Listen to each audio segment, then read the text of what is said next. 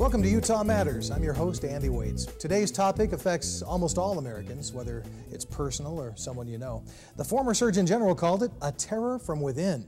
Today we're talking about obesity.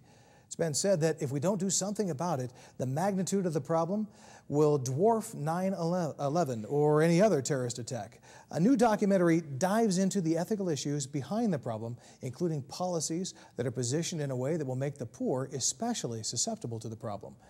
It reaches to all corners of the globe. It's more complex than you may think. Here to help us understand the issue is Dr. Shawn Talbott. Thank you for coming on Utah Matters. Thanks for having me. Really appreciate it. First off, let's qualify you. How are you a doctor? Well, I have a PhD in nutritional biochemistry. Mm-hmm.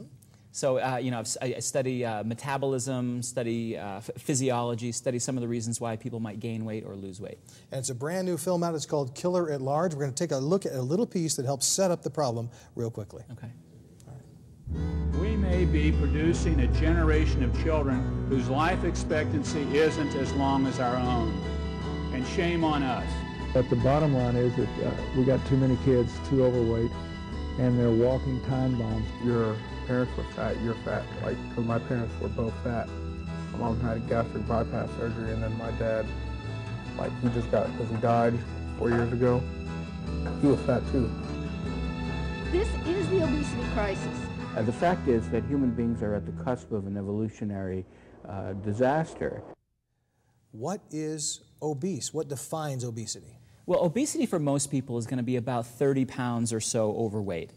People who are less than that can be just regular overweight without being classified as obese. Mm-hmm. It's something it's really a sort of a ratio between your height and weight, something called the BMI, and people can go and calculate their BMI online and things like that. Body mass index? Body mass index, exactly. Mm-hmm. And what if your head just weighs a whole lot? Well, people don't necessarily have to calculate the BMI to know if they're overweight or if they're obese. They are, and people know it. And one of the problems that I have with the whole overweight epidemic in the country is that all we hear from a lot of public health people is, well, it's a very easy solution. All you have to do is eat less and exercise more, and everything will be good. It's not true? Well, it's not true, because we've been telling people that for 50 years, yes. Literally 50 years. Yes. And we just see the obesity rates going up and up and up. Well, are they not sitting on the couch watching more and more and eating easier and easier foods? Well, I think people are, they're probably eating more than they need to, larger portion sizes, more fast food, more convenience foods, those sorts of things. People certainly aren't getting as much exercise as we would like them to, but there's a lot more to the puzzle than just calories in, calories out. People hear us say that, and people try. I work with people every single day who legitimately, they try. They try to exercise, they try to eat right, and they're doing as good as they can, but there's other stuff around them that's really sabotaging their efforts. Sure, I think we're all facing that. All right, you're the doctor. Startle me with some statistics. Well, statistics-wise, we can say 66% of the American adult population is overweight or obese. And you hear that and you go, wow, 66%, that sounds like a pretty big number. It's 2 out of 3 people. It's more people are overweight these days than not. The people who are at their normal weight are in the minority.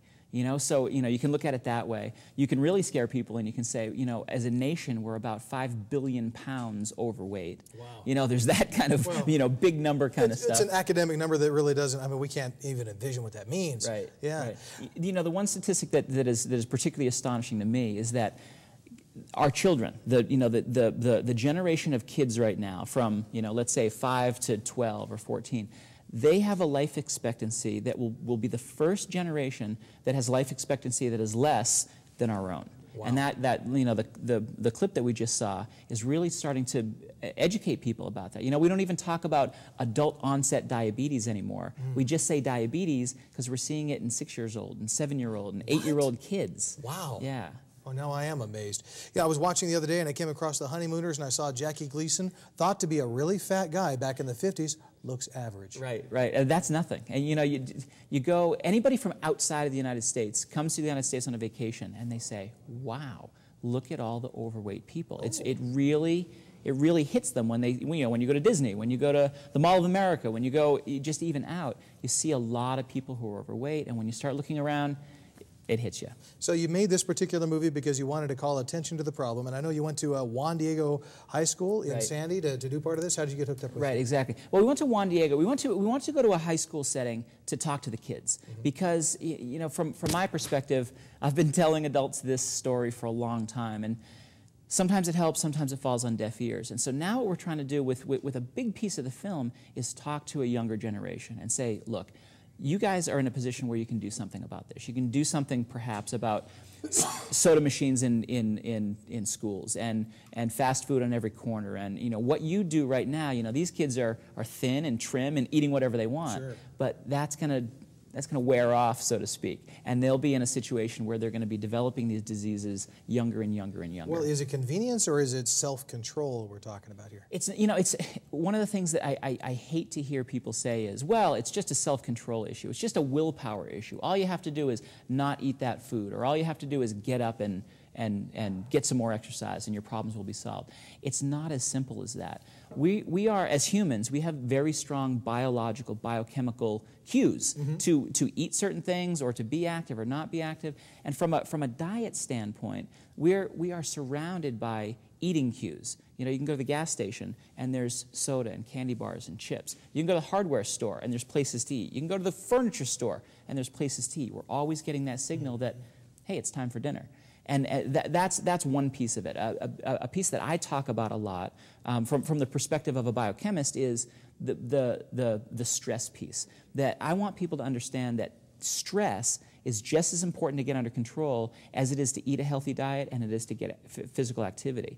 Because what that stress does is it sets off a biochemical change in our body. Certain hormones go up, certain hormones go down, that tell our brain we're hungry. You must eat, you have to eat. And then it tells our belly fat cells to store as many calories as possible. So when we're stressed out and we're running around and we don't get enough sleep, those kinds of things are always telling us to eat and gain weight. So we're not, it's not necessarily a question of being lazy. It could be genetic. Is it genetic? Is that what you're telling me? Genetics is probably about a third of the problem. Okay. Lifestyle and exercise and stress management, that's the rest of it. And that's what we need to get people to focus on. Okay, so if you're managing your stress, a lot of ways to do that is exercise. So those things sort of work hand in hand. They do. They work hand in hand very, very well. We're going to get into some solutions. Actually, we're going to talk about the particulars of it and get into some solutions in just a couple of moments. It's Utah Matters. We're talking with Dr. Shawn Talbott about the brand new movie just out called Killer at Large.